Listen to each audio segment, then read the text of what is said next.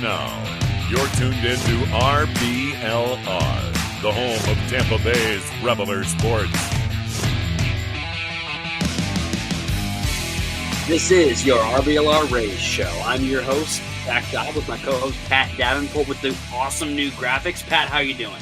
I'm feeling funky. I'm feeling fresh. I love the new graphics. Shout out to producer Eureka for the overhaul. Mm-hmm. Some silent claps so I don't pop my microphone.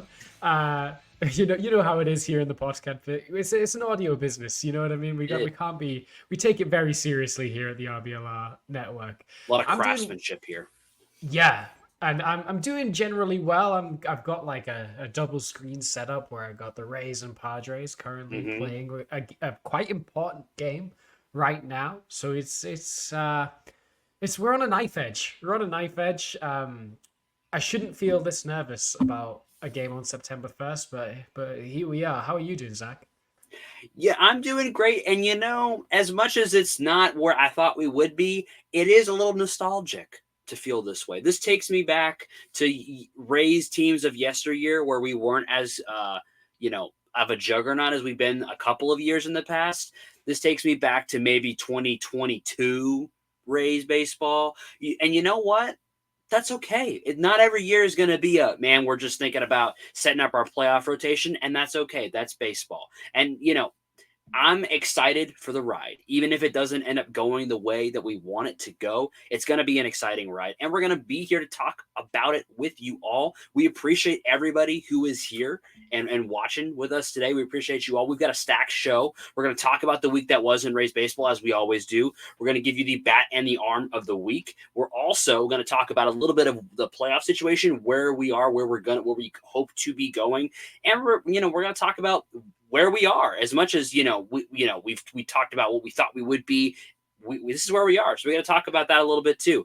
If you are watching us for the first time, thank you. We really appreciate you. If you would do us a huge favor and like the video or like us on whatever social media platform you are watching us on, it would mean a lot to us. If you're coming back, you guys are great. We appreciate you. If you're not following us already, you got to do that, because that's how you know when we're going live, as we like to do. And you know about all the awesome stuff that's coming down the pipe. So we appreciate everybody who's watching, and let's get right to it. Yeah, let's talk right about the week that was in Rays baseball. It was, we picked up the importance of the Mariners series that took place this week. We needed to kind of win that one, and we didn't. We lost that series. We dropped the bookends and won the middle game. The offense really struggled, even across the whole series. Over the 3 games, we scored six runs across 3 games. So, yeah, well, and it really started with dropping the end of the Dodgers series, because it's one thing to get the getaway game from a series, and you get into another series, lose the first game, you can come back from that. But when you lose that last game of a previous series, and you lose the first game of the next series, that is just that you just get into a bad feeling. And luckily, we were able to salvage the middle game of the series by the skin of our teeth, and then lose the last game. And so then you do that again, where we're getting ahead of ourselves a little bit. You lose that last game against the Mariners, day off, lose the first game in fantastic fashion against the Padres. It was a week where we talked about, hey, we've only got maybe like 8 losses left, and we lost a bunch of games this week. So that was not ideal. Yeah, since we said we got 8 losses left, we've lost 4 times.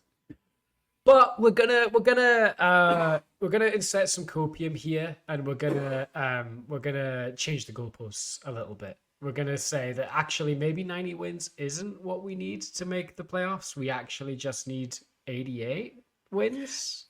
And that's the thing about the playoff hunt, as we haven't had to follow it. At least I haven't followed a playoff hunt this way on the show. Last year we were pretty good. It was whether we were winning the division or not, we were in the playoffs. So the thing about the playoff hunt is, as much any number that we say is going to be, hey, we got to get to this number, that is all subject to change. Right now, when you project out the winning percentage of the teams that are currently in playoff spots, you're looking at about an 88 to 89 win total will get you into the playoffs. 88 wins could get you in the playoffs. And more importantly, if you got those 88 wins, a lot of those wins are probably going to come against teams that would be in front of you, so you're going to win those tiebreakers. That's a really important thing. We're going to talk about it later in the show, but this is a very important week coming up in Rays baseball that's going to have a lot to say about how the rest of the season goes. But looking back over at the Seattle series, I think what was, a little disappointing was the pitching performances were not kind of what we've come to expect. In recent months, we've been saying the offense has been bad, but at least the pitching's been good. Pitching kind of wasn't good. No, particularly from the rotation, I would say we were a little disappointed. Pepio had a rough start, and then we had to rely on Tyler Alexander, which is a symptom of Zach Littell currently being on the injured list. Correct. So when you're not putting your best guys out there, and this will be part of the reason we lost that first game of the Padres series as well, is like it's a luxury to be able to put your best guys out there all the time. Sometimes you can't do that, but when that happens, you leave yourself prone to losses like the ones we had on Wednesday, the one we had on Friday, and that kind of thing. And when you've got an offense that's struggling, you need your pitching to be nails. Otherwise, then you've got nothing, right? You can only really bank on this offense to score 3 runs, maybe 4 runs a game. Yeah, right. Like occasionally they'll explode for something, but realistically, you're going to need to, as the team is working at the moment, you need to hold the opponents to 4 runs or fewer. Yeah. On a game-by-game basis, which means your starters have to be good and your bullpen needs to be nails. And the bullpen was fine, but like the starters weren't there this week. Yeah, and I think you make a really great point about the symptom of Littell being out is Tyler Alexander is pitching 4 1/3 and giving up 5 runs. That last game of that series, which you were hoping to kind of have turn it around in the last game of the series, give yourself a chance, evaporated almost instantaneously when Tyler Alexander came into the game and immediately gave up a bunch of runs, 4 runs to be exact, in his first inning of pitching. And he, you go with Rasmussen to start that game. He gives up an unearned run. You're kind of fine. Kelly comes in, does okay. Alexander comes in, and it just all goes downhill. And that's kind of the unfortunate story of a team that's had a lot of injuries and that's already a couple levels deep in their depth because of additional injuries that have happened and guys coming back. Obviously, in a different universe, we expected Drew Rasmussen to be starting and going much longer than those 2 innings. But this is where we are right now. This is the situation. I can't really blame Tyler Alexander too much. That is what he is. He might go out there and give you 5 and 1 or 2 runs. He might get blown up for 5. That's just kind of who he is. I can't really be mad at him for that.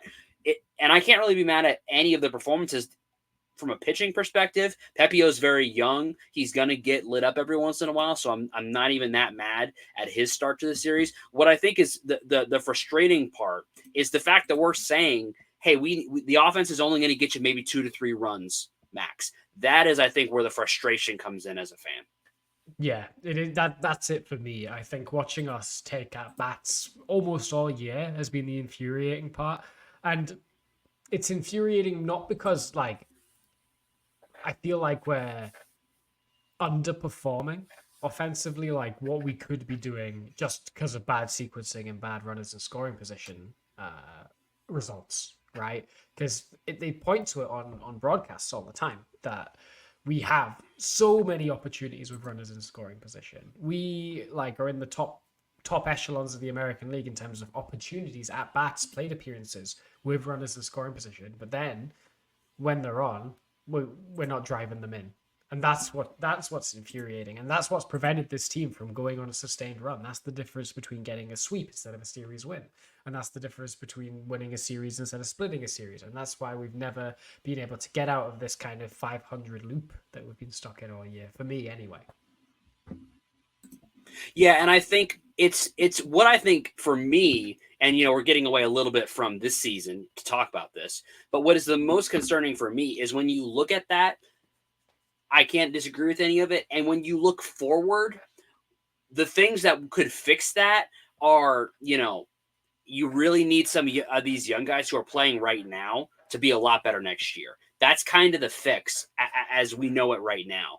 And so that makes every at-bat, every game that you watch these younger guys play feel a little bit more important because you're kind of waiting and watching. Hey, Christopher Morrill, what do you got? Can you be that guy? Hey, Junior, we've heard a lot about you. It's time to see if you can do it. And again, those guys are doing some good things. So it's unfair maybe to put that much pressure on them, but it's kind of where you're looking right now as a fan because next season's coming. The pitching staff is going to be in order. The question is, can the offense do anything to support that? And right now, like, even if the pitching was really, really good and it's been kind of okay, but even if it was amazing, you are still, going to be in a lot of trouble. Just in the month of August, the team lost 7 games where the pitching staff gave up 4 runs or fewer. That is a problem. That's a problem. Yeah, and that's it. And I don't know if it's not the problem with hitting is it's very rarely a team-wide thing, right? Because hitting is very individualized, like it's player to player, and what Yandy Diaz doesn't really have that much of effect on what Johnny DeLuca does, for example. So you can't just say the team needs to do this, or the Rays just are striking out too much, so we need to hire a hitting coach that'll tell us not to strike out as much. It's never that simple, is it? No. As much as the media would have you believe, I feel like the Mets for the longest time operated like that. Where they just said, the hitting's not working, fire the hitting coach. And there'll be people on social media that will say that. But I want to make it clear that it's a player-to-player thing. And right now, I just think the players we have, outside of our kind of core group, so outside of Brandon Lowe, Yandy Diaz, maybe Junior Caminero, the rest are super high variance hitters that are have not shown any evidence of being consistently good, which puts a lot more pressure on the good guys to perform, which could cause pressing, which can cause more chasing or swinging harder and therefore like risking more swing and miss. And the only thing that the team can do as a whole is provide as a well-rounded a lineup as possible, so there's less pressure on the really good hitters to succeed. But like you said, the Rays are unlikely to make significant moves to shore up the lineup via free agency. Maybe they could make a trade here or there, maybe. But most of the answers are going to have to come from inside the house, which is a little scary. Because, like you said, Morel could be really good. Caminero could be really good.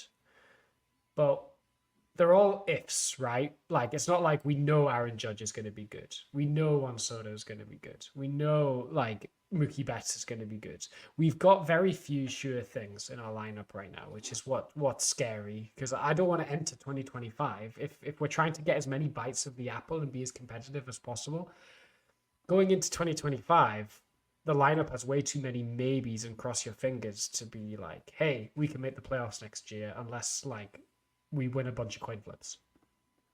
And the thing that I'm interested to see the most maybe in the offseason is, does the team acknowledge that? Like, they're probably not going to say it as directly as we maybe are going to say it, but are they going to acknowledge that? And what's their plan to fix that? Right? Because in addition to, relying on a bunch of younger guys to perform, sort of the reason why we did that is because our core has shrunk. Yes. Like we before the season, we would have said the core was Yandy, Lowe, Paredes, Randy, and then Josh Lowe is kind of core adjacent. Yeah. Maybe I would have said he was in the core at the beginning of the year. He had an injury, just had a bad year. I'm flushing it. I'm going to still say he's probably in the core. I think the team would say that. Right, but you traded 2 of those guys this season, and one of those guys has been hurt all year. Really, it's an oblique. Anytime it's as soon as I remember, as soon as I heard that it was an oblique with Josh Law, I was like, you can basically just chalk the season up, throw it in the trash. If you have an oblique, it's going to stick around all season long. It's one of the things I've heard players talk about. Like, obliques just don't go away. So that just sort of is what it is. Like, you just got to kind of accept that. That's what the season was. So you basically shrunk your core by over 50%, and then you put a bunch of these new guys in, some of whom you think are going to hopefully be a part of your future core. Like Caminero, in the best case scenario, is a part of your future core, but we haven't seen him perform to that level yet. That being said, there are good things. Like we've seen him play really well and have really good moments. The defense has been, I think, a little better than I expected. So that's good. And the hitting is clearly moving in the right direction. Like you're seeing good things from him. And he's hitting the ball really, really hard, which we knew he was going to do. And these reps are very important for him, and I'm glad he's getting them. The concerns are exactly what you said, though. What could we do to improve this team in such a way that you raise the floor? Because what you did at the trade deadline is you traded your floor. Yeah. For better or for worse, you traded your floor away. So when you trade your floor away like that, you just have to kind of live with whatever comes afterwards. The thing that I want to see the most from the offseason, and we'll get to this more as the offseason actually approaches and we get into it, they need to do something to improve their floor. Because right now the floor is really, really low. Now the ceiling is higher than it was before the trade deadline, in my opinion. The ceiling is higher. However, the floor is so much lower. So going into the new season, I don't really feel comfortable. I mean, and I'm not Eric Neander, so who cares what I think? But I'm not comfortable going into the season with the floor being this low. It's not the floor of a team that is any better than the current team. Like, I know that sounds obvious when you're like, hey, if we run it back, we'll be no better. But it's because you'd expect as players get more experience, the variance decreases. But these players that we're bringing onto the team are still very young. And we're not at the point where they're going to be like rounding out their harsh edges yet. Like a month of September at bats is not going to make Junior Caminero a finished product. It's not going to make Christopher Morel a finished product. We still don't know what the heck's going on in left field and who's going to be there opening day 2025. We've got a bunch of like okay players trying out for it, whether it's DeLuca, Palacios, or Carlson at the moment. Like that again, I don't see them making a leap in 2025 that makes you go, oh, it's solved. So I think the areas that can be easily fixed are obvious. We talked about this, I think, last week, where like left field feels like an obvious area that you could plug in a bat and you could do something there. Even center field, that's a bit harder. Defense is more important than hitting in center field. Yeah. So it's like you got to find the right player for that. Shortstop, I think the Rays will likely just tank the Taylor Walls damage in terms of hitting in a trade-off for his defense. In hopes, because for two reasons. One, Taylor Walls is a good enough defender that they value the run prevention over the run producing. Two, the free agent market. Willy Adames is the only shortstop that would make your team tangibly better on the market, and you would not buy him. One, because he'd be too expensive. Realistically, I think he might get some good money.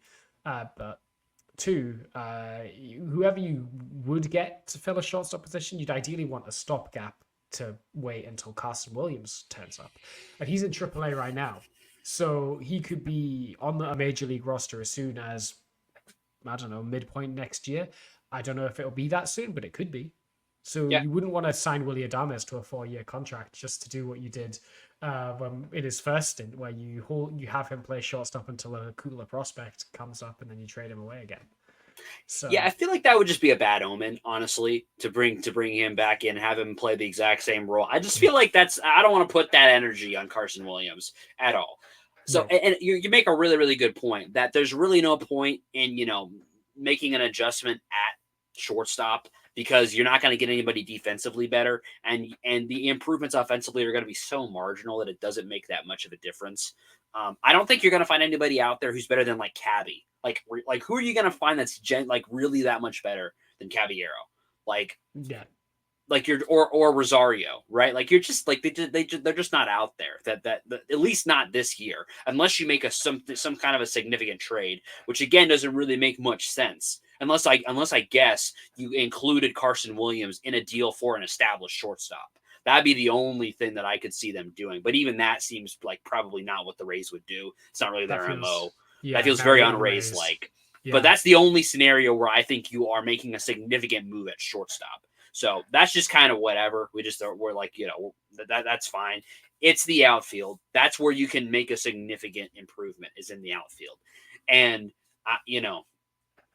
there are guys, we'll get into this more in the offseason. There are guys out there. I did some looking around. There's 3 guys that I've got my eye on that I think you could get. 1, you're probably not going to, but 2, I think you could. Okay. I'll just leave that as a teaser, and maybe if you guys want to come back to find out who I'm interested in for the offseason. I'm just going to take a quick break to say the umpire in this game is terrible. There's been several times that Pepio should have struck guys out, and the umpire is just bad. So I just wanted to say that. I think that was worth saying, to be honest. I really I can't. I am so ready for automatic balls and strikes personally. I know it's kind of like, the integrity of the game and the history. Like, I don't really care. I'm ready for automatic balls and strikes. Give me dudes that don't know how to frame anything and are just sitting back there with a cannon. Like, I'm ready. Like, I think that's way more entertaining. Like, let's do it. Well, looking at you, Ben Rortvet. Yeah, there's not much call for Ben Rortvets in the new MLB that's going to be coming along, but that's okay. We like him right now. We like him for what he is. He is what he is, and that's okay. We talked. I guess we talked about the Mariners series enough. There's not a whole lot to talk about with the Padres series, unfortunately. I guess there is one big thing probably to discuss with the Padres series, and that's the first game went really bad. The second game went really well. And the third game is occurring right now. The reason why the first game went so poorly is Taj Bradley got lit up again. Yeah, we do need to have an honest discussion about Taj Bradley now. So let's talk about it. What's going on with Taj Bradley?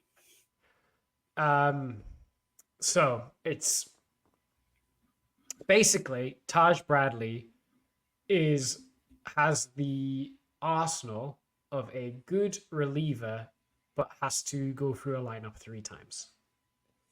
Is basically what it is. He's got 2 pitches that he's really good at throwing and can throw consistently in the strike zone and out the strike zone, and they like translate well stuff wise. Which, if you're a reliever who has to face like 3 batters, that's great. You'll be lights out. Like, think of every good reliever ever. It's usually like a fastball slider or a fastball curveball or a fastball splitter. In Taj Bradley's case, it's a fastball splitter. He throws a really good fastball splitter.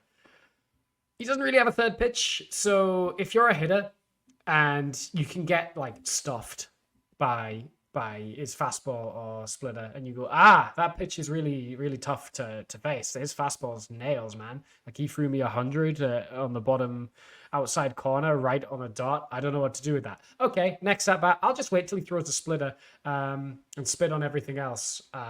Because like his command is like fine, but it's not like so elite that you can go, if I just spit on the fastball, I don't think you'll always throw it in the zone, so I won't get caught looking, right? So I'll just wait for a splitter. You'll eventually throw one in a bad spot. Boom. It's timed up because you're not waiting for any other pitch. You're not having to adjust for any other pitch. Or you could do that for the fastball. If his splitter's giving me fits, fine, I'll just wait for the fastball. And I know how fast his fastball is, so I'll just wait and bam. That's how it works. Taj Bradley, he's got a 2-pitch mix. He is working as a starter, though, so hitters see him so much that they can adjust to his stuff and just pick a pitch with his 2 and just sit on it and bop it. And that's why he was really good for a stretch, because they were like, whoa. But then, when you've got a limited arsenal, the more you get seen, the less fun a 2-pitch arsenal is. And that's why all the good starters have at least 3 pitches. Yu Darvish has like 8.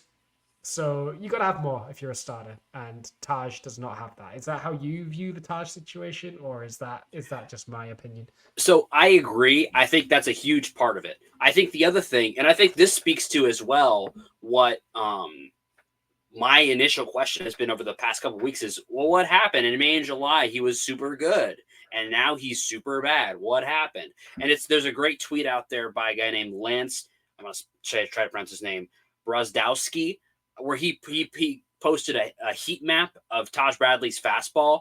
In May and July, it's up here. In August, it's down here.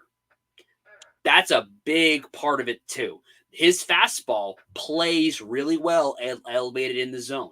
It just does. It's got that kind of spin where if it goes up like that, it's hard to make contact with. If he places it firmly up at the top of the zone, it's hard to make contact on. It generates a lot of whiffs. That's that. If he's putting his fastball up at the top of the zone, he's in a really good place. Once it bleeds down into the strike zone, it does not play well down there. The velocity isn't there enough. There's not really enough movement on it to get hitters off of it. It just kind of goes into the middle of the strike zone and gets lit up. That's another huge part to why he's been so bad recently is the fastball has dropped. Now, as if you're guessing of, well, why isn't he just throwing his fastball at the top of the strike zone, Zach? Well, that's hard, first of all. And second of all, he is getting into the upper echelons of his pitch limits, I would say, or his innings limits, because he's still very young. These are his first couple seasons where he's pitching. I'm trying to remember if he's pitched his most innings so far. I'm going to try to look that up while I'm talking, but he's getting up there. And I think that is affecting his ability to keep his fastball at the top of the strike zone where he would surely like it to be, but he just hasn't been able to keep it up there. And I think that is also hugely contributing. As I speak, he is currently above his innings max in his career this season. Yeah. He's at 109 and 2/3. His previous high was 104 and 2/3. So that's part of why he's having a tough time keeping that fastball at the top of the zone. Now, that being said, my question, and I have an opinion on this too, are we okay with Taj going out there every 5 days or whatever, getting lit up in the service of, if we want him to be a part of this rotation long term, we need him to build up his innings limit so he can do that for a full season? Are you fine with them running him out there every time his name in the rotation comes up, even though we kind of know the outcome? It's a complicated answer. So I guess the way I see it is, if we send Taj Bradley down, someone's going to take his spot in the rotation. Who would you be comfortable with doing that? Well, and that's, I think, where it gets, to me, where I think the decision gets hard, because I think you could put Jacob Lopez or Joe Rock, and they would both be fine. Jacob Lopez came up, I think, a week or so ago and had a really nice start. Yeah. So I think either one of those guys who have been performing well in AAA could come up and make a start. Okay. Or a couple starts, maybe. If we're doing that, then, if we're happy with Lopez or Rock, let's say Lopez, to come up and take a start, and take Bradley down to the minors, what Bradley would need to do, for me, is develop a third pitch. Yeah. You would need a slider or something. Just something that you can throw, 15% of the time, just to get people off that fastball and splitter, and gives them an extra option against righties, basically. Yeah. I would advise him against doing that at the major league level. I think it's kind of tough. Not many people develop a pitch mid-season at the major league level because the stakes are too high.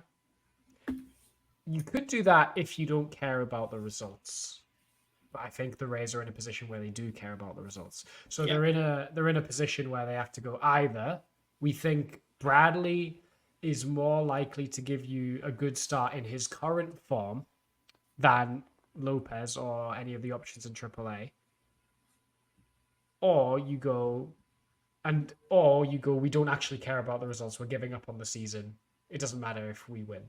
Right now, the Rays are playing.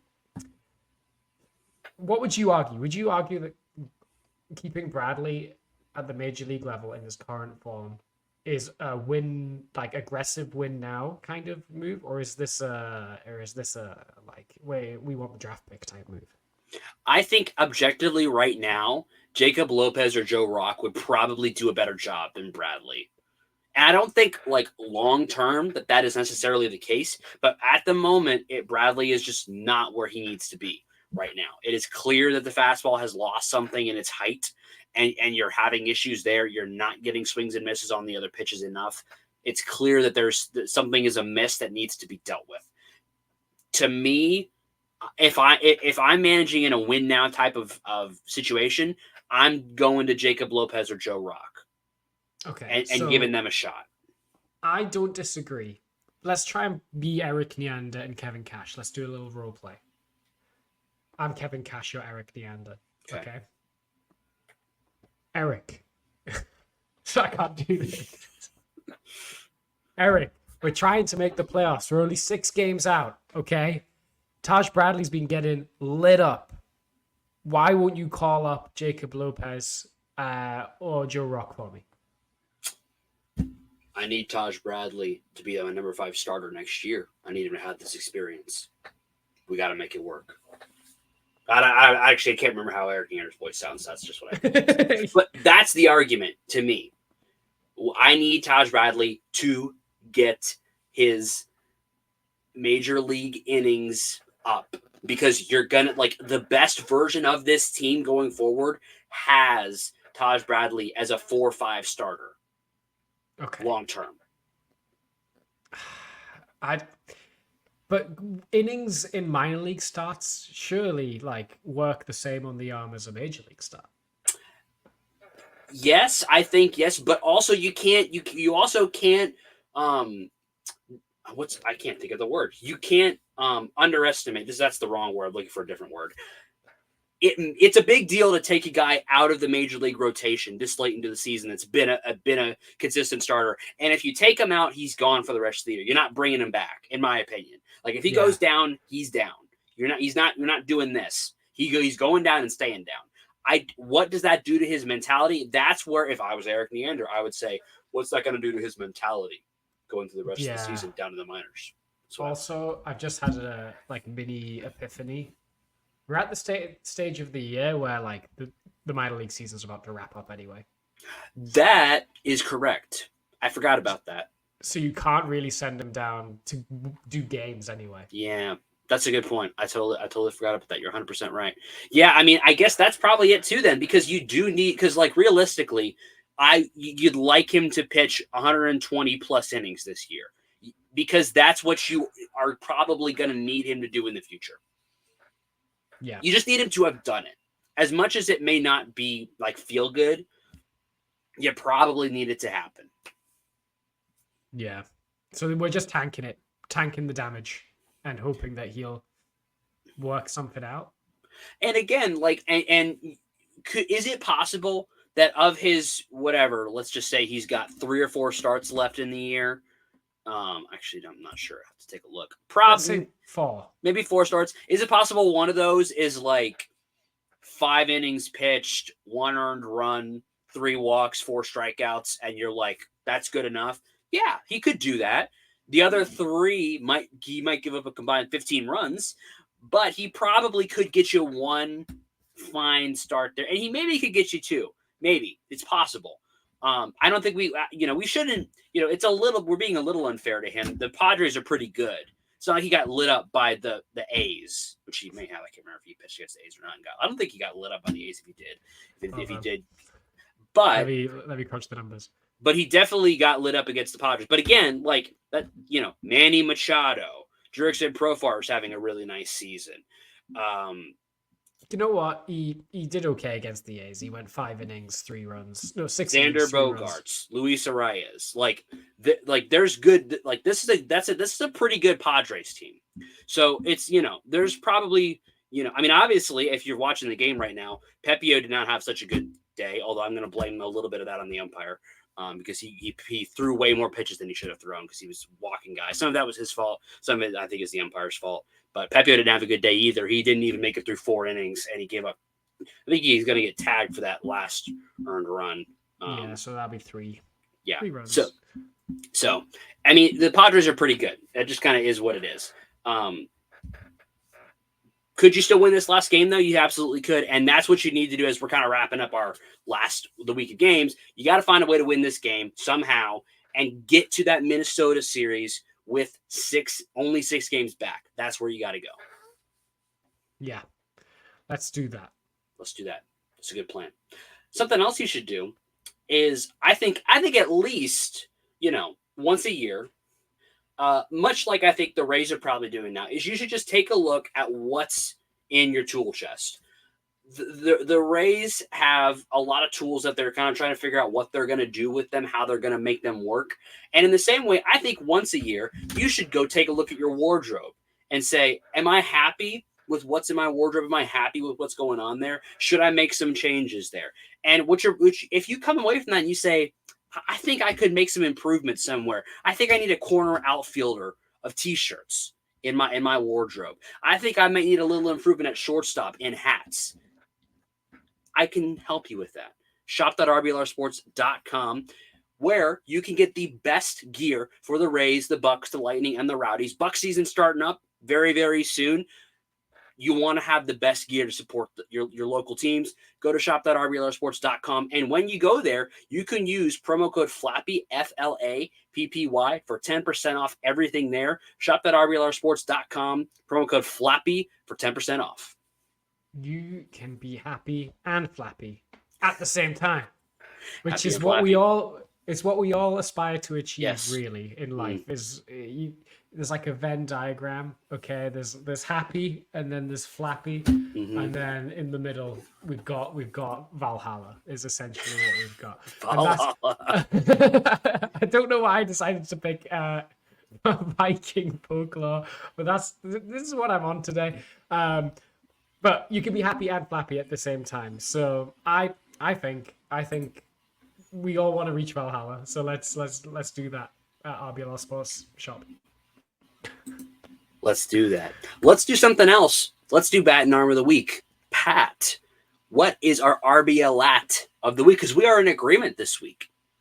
Yes, we are. We're in a consensus, and we had a really good performance from this guy, and that is Josh Lowe. J-Lo himself came through with the goods this week. He hit to a 253 WRC plus, which is that's better than what Aaron Judge has been doing this season. It may have only been in a week, but he also put half an F-WAR up as well. He had a really good series against the Mariners. Hit a couple of bombs, drove in 3 runs.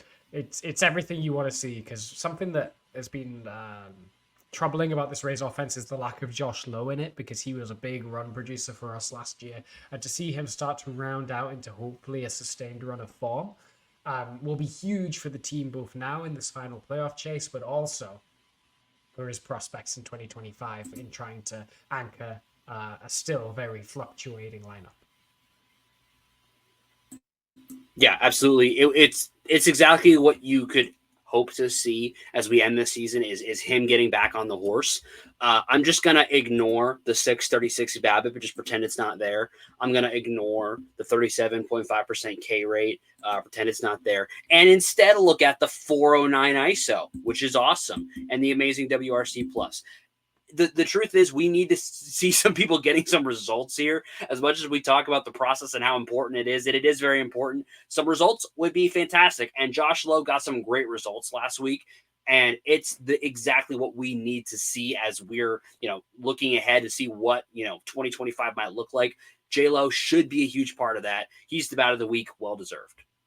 Yeah. And you know what? To counteract your BABIP point, as a bit of copium, do you know what has an 1,000 BABIP every time? A home run. That's a really solid point. I cannot argue with that one. So when you're absolutely scolding the ball, you're going to have a high BABIP, I feel. And that's what Josh Lowe was doing. Who is our RBL arm of the week this week?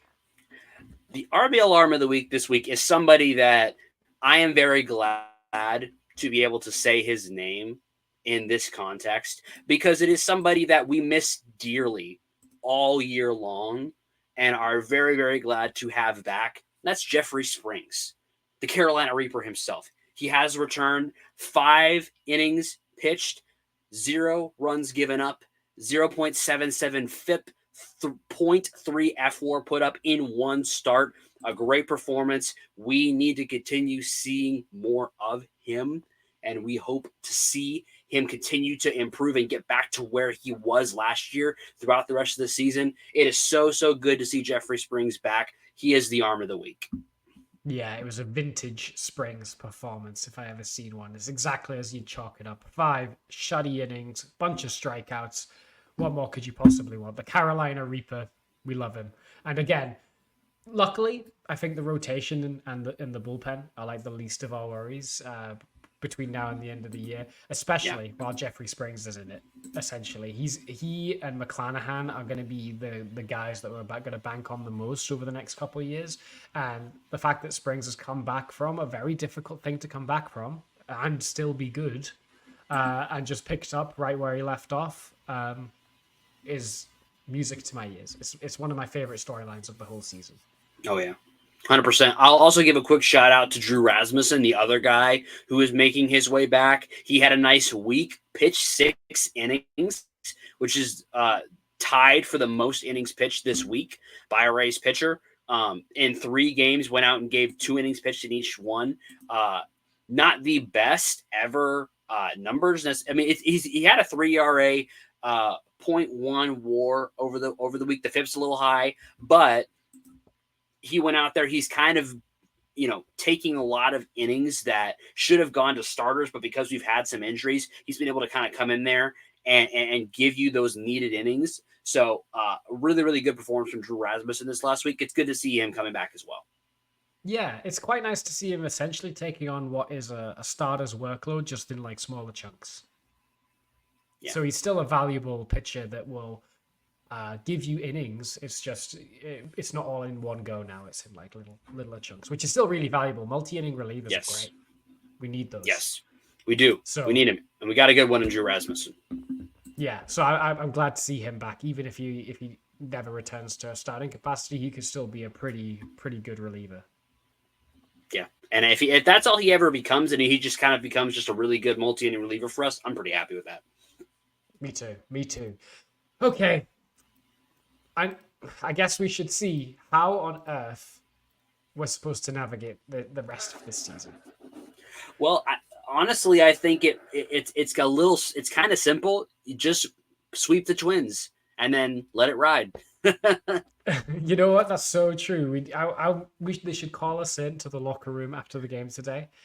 We should go, right, guys, we figured it out. We crunched the numbers. The best way to make the playoffs is to win your games. Think about it. Winning.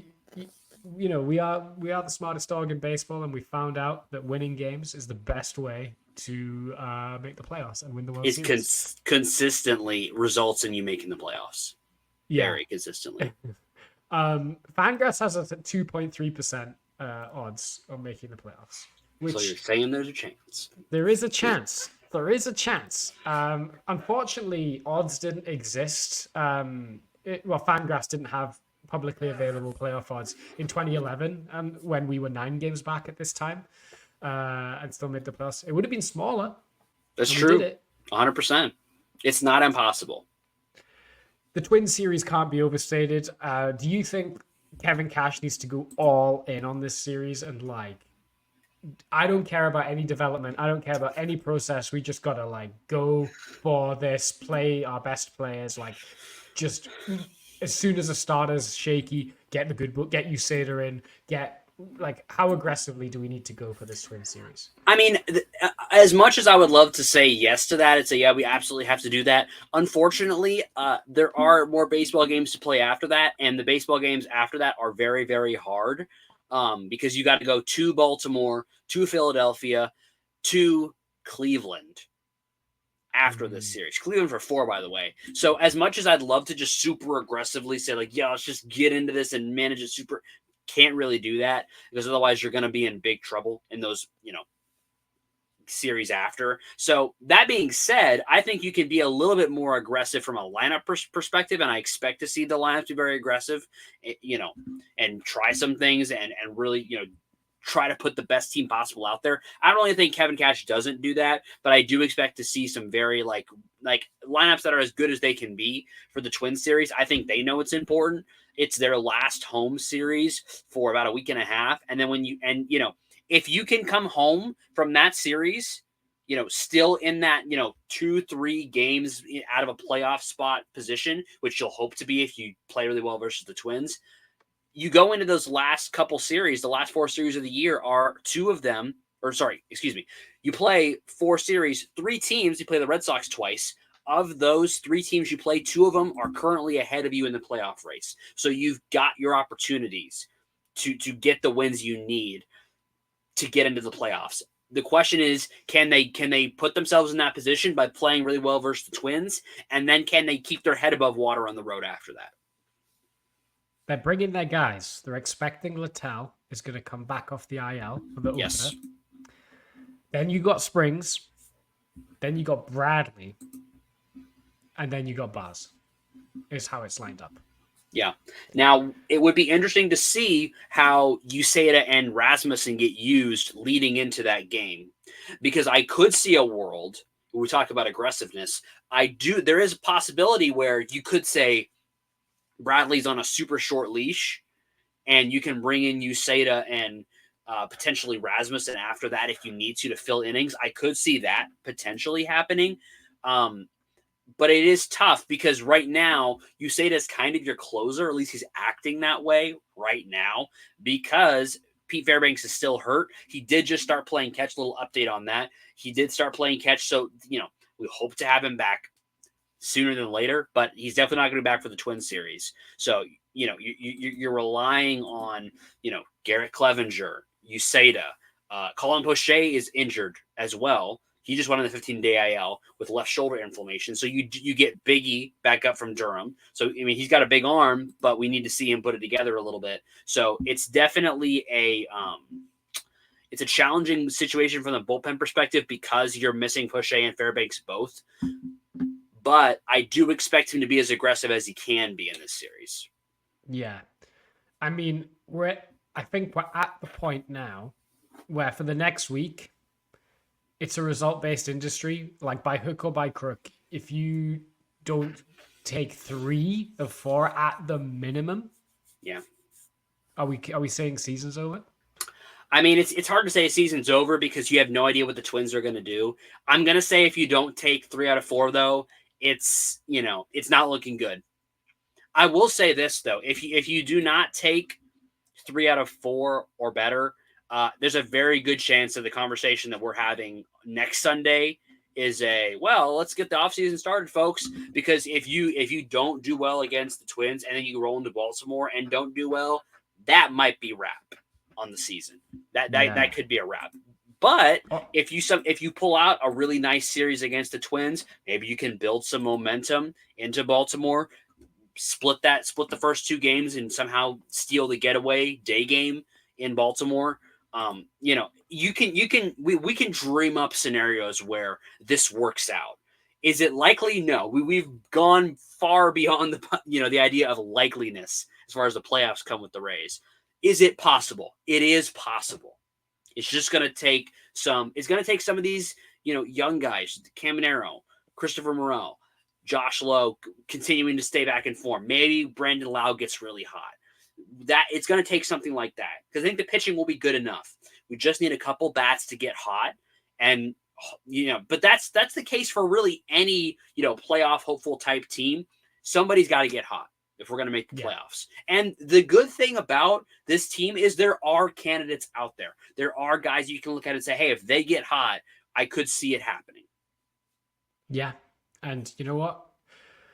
I'm going to throw a hard-hitting, data-driven piece of analysis at you, but, we're due.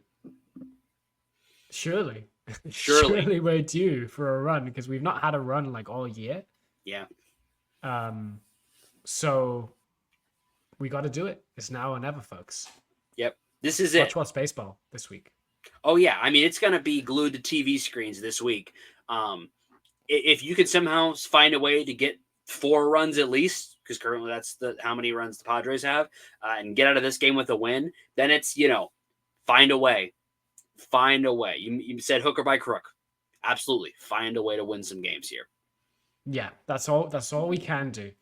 And yeah, let's cross our fingers. It's going to be a wild ride. I think every week we're going to be coming on here either any week from now we could either be like we're so back or we'll be saying it's so over, and there'll be no in between at this point. I think we can't as a team. I think we can't stay on the maybe train anymore. I think we've got to make a declaration of we're so back or we're so over as of next week.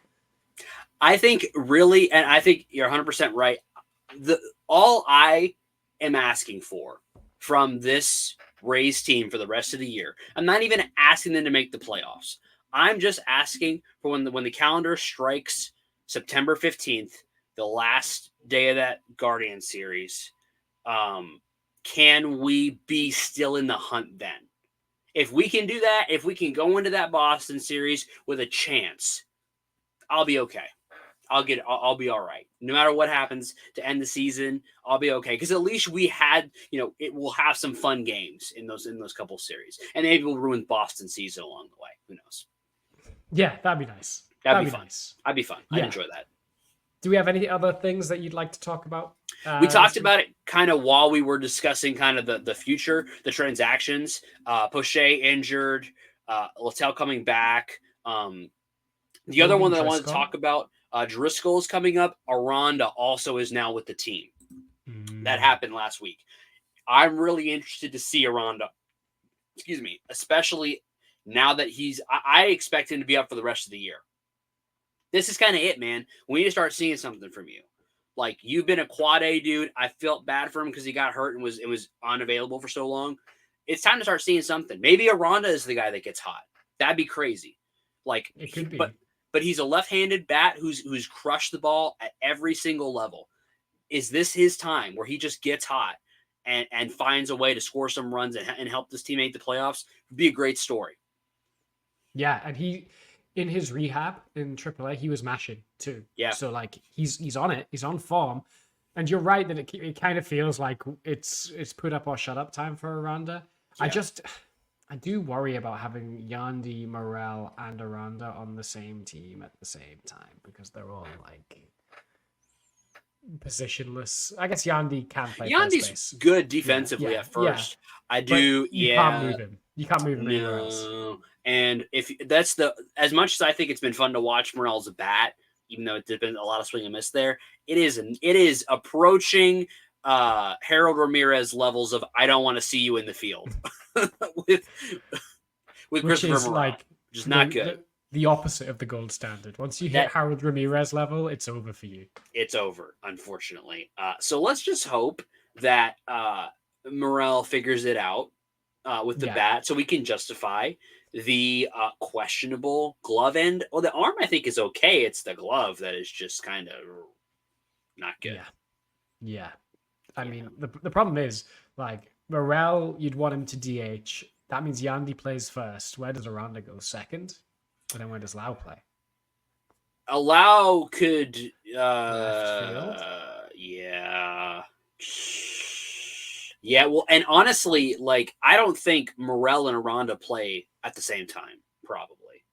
Right, yeah. I mean, maybe. That I think that's a really good point because I don't know where you'd put either. Somebody's going to have to play a position where they shouldn't be playing, probably, if that happens. Maybe you can just stick Morel out in the outfield and hope nobody hits a ball that way and just say, just go over there. Let Siri come. Just play Siri over there. You got to play Siri into Luca and just say, hey, if you need to go over there, go over there. But it's little league rules. When they're like, hey, you just go in right field and we'll like nobody will hit a ball over there. Hopefully, let's just hope for that. That's the plan. Yeah, that's a good conundrum for people at home. I think that should let us know on the social medias, particularly the YouTube comments is the best place to reach us. How do you solve the puzzle of fitting in Morel, Aranda, Yandy, Lowe? Like, how do you solve the puzzle of finding a position for everyone?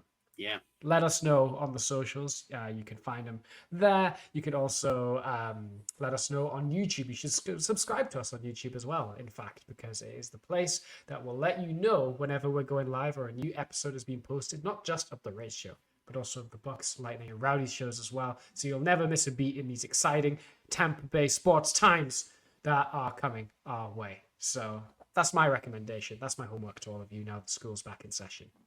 Yeah, absolutely. Let us know if you think the Rays are going to make the postseason. Let us know what you think the path is. We'd love to hear from you guys, and we appreciate everybody who stick around and watch with us while the game's going on.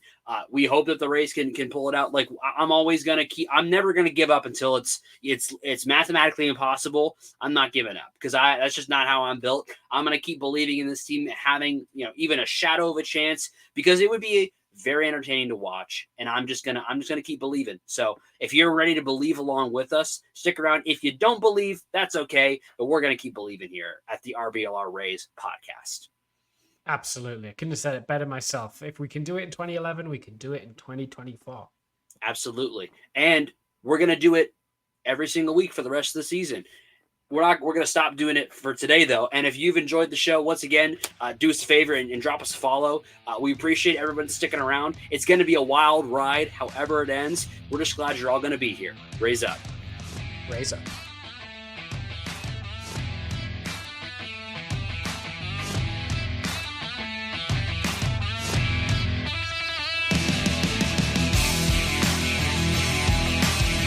Thank you for tuning into this presentation by RBLR Sports. On your way out of the stadium, please remember to like and subscribe.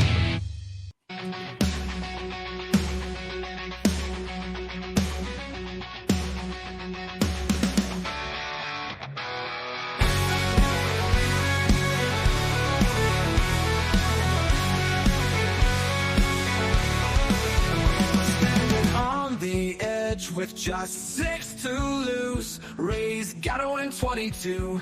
No room for excuse. Every pitch counts in this final stretch. We feel that fire light like a burning wretch. 22 to glory, 6 losses left to give. Ignite our hearts, we soar. Together we will live.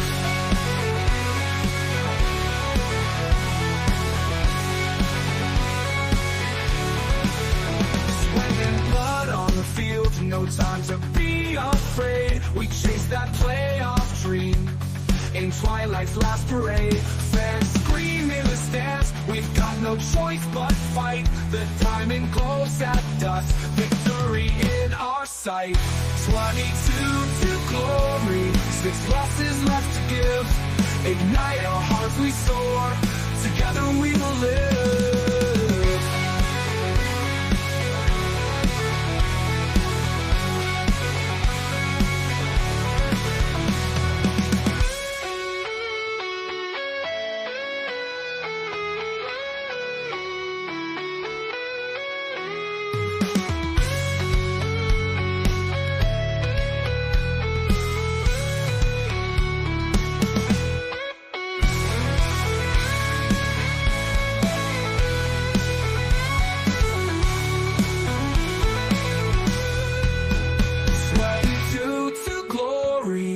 Losses left to give.